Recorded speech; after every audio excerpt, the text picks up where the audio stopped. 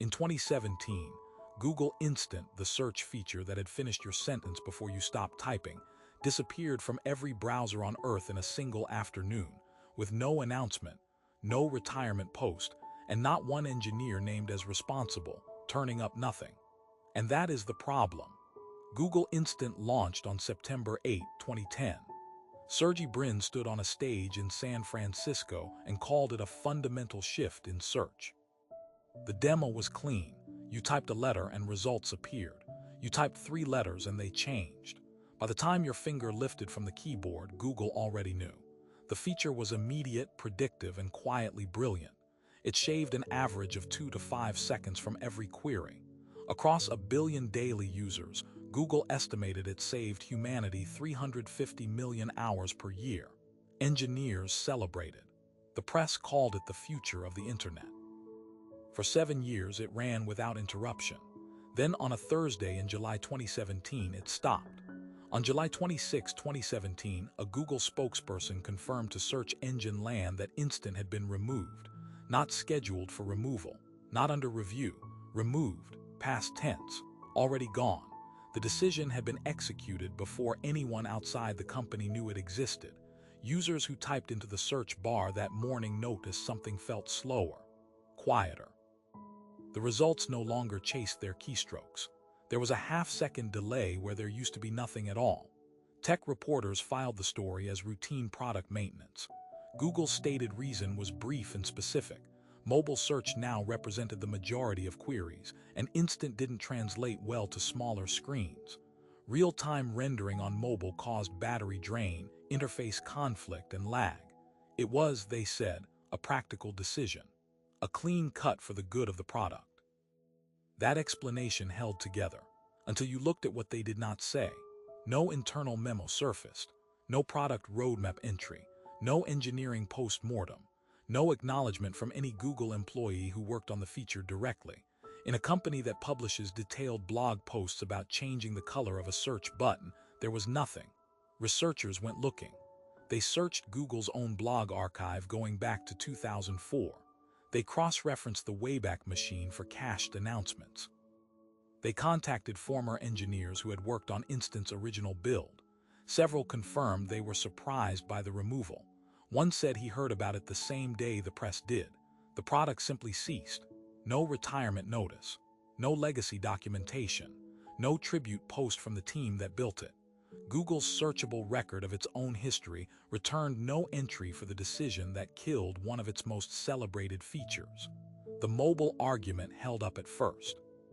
By 2017, mobile queries did account for more than half of all Google searches globally.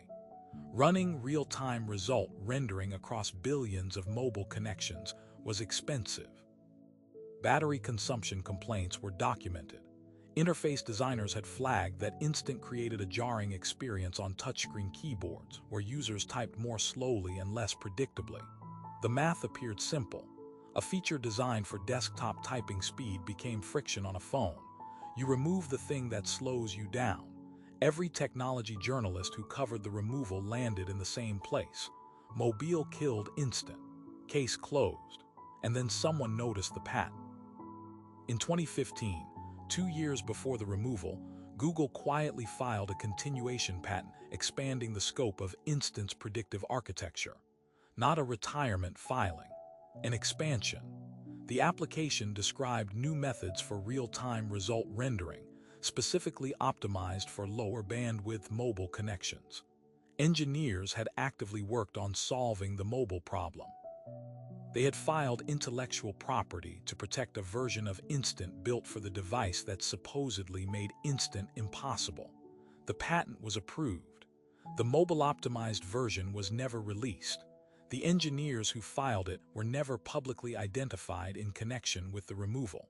Remember the feature that couldn't run on mobile, the one Google held a patent for making run on mobile. The mobile explanation doesn't account for a 2-year window in which the engineering team built something that would have made the explanation unnecessary. That gap has never been addressed in any public statement by any Google employee, past or present. There is one more fact. In the months following Instant's removal, Documents later produced in the Department of Justice antitrust proceedings against Google revealed that the company had been studying what internal communications referred to as autocomplete suggestion latency, the gap between a keystroke and a visible result. The documents suggest Google was actively testing how the timing of search suggestions influenced which queries users completed and which ones they abandoned before finishing. Specific terms, specific categories, specific queries dropped off when suggestions were delayed by as little as 300 milliseconds. Instant, by design, removed that delay entirely. It showed you everything before you decided what you were looking for.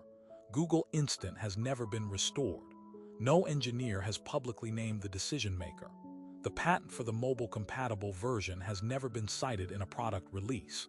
The DOJ documents remain partially redacted. The case is open. If Instant was removed because it couldn't work on mobile, why did Google spend 2 years building a version that could?